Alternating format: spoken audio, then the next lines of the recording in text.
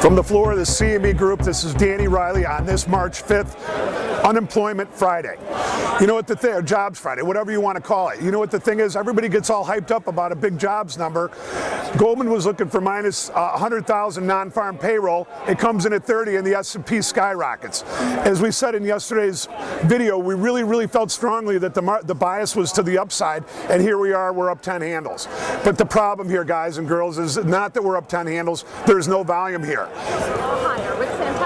Right now, excuse me, right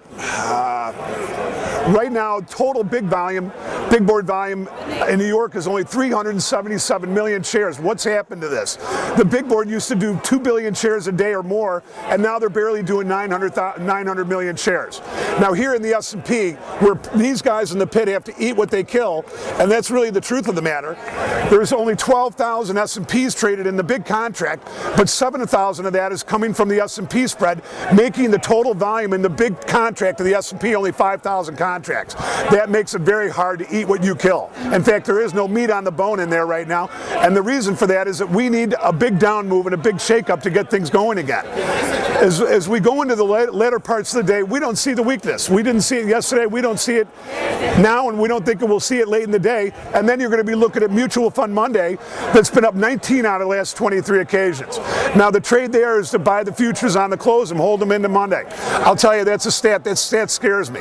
Mondays have been up so strongly recently, it just makes it hard to jump into that because how favorable those stats are. Now we want to do a couple plugs, and the main plug that I'm going to do here is for HL Camp, the program trading company down in Florida.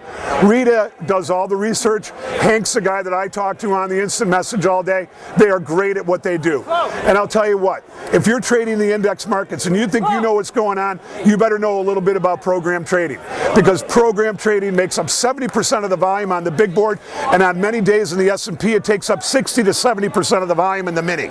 So, you know, when you take the algorithm guys and you take the program trading guys, they're making up most of the volume here in our markets right now.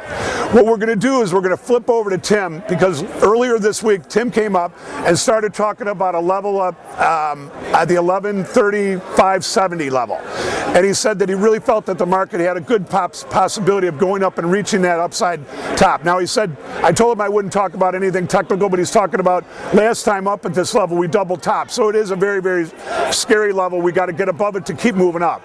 But really, just from a street guy's point of view, it looks like we're going to 1150 and higher from here. Does that mean it's going to happen right away? Nothing happens when you want it in the S&P. You've got to earn it, you've got to work for it, okay? And one last thing, the guys from Option Monster wanted me to plug the Z Bandits. Hey, we appreciate you looking at our videos, and it's only going to get better. We'll let Tim come in now. All right, top-notch trading back here on the floor of the CME. Top-notch, last recall he was on the 22nd of February. During that time there was a double top in the SPU at 1111 even. Well, the breakout to a low was 1111 half. Top-notch said then, if a downside objective of 1084 can hold and then move back above 1111 half, that the S&P would further extend higher.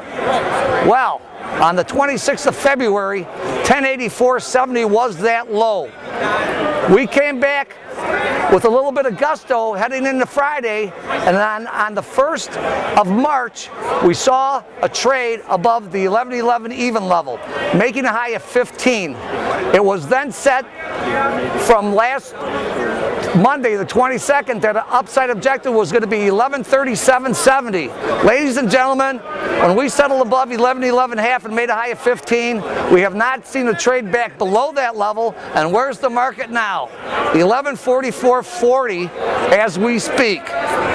We've been sitting here for over an hour with just a low of 260 in the pit, 2.5 in the mini, back up to 4.5, back to 2.5. Question for the remainder of the day: will they go up and seek the 1137.70 price, or are they going to finally take a move lower? And if they do, the opening range of 28.80 to 29.30 will be key if they hold together to see a further extension higher. Right now, the trade is just in a grind mode, so it remains to be seen. One other point of interest, though, the bonds found a good support level at 116.17. You see them go 116.27 bid. I believe we're going to see further erosion in the indexes for the rest of the day. One step at a time. We'll see you next week.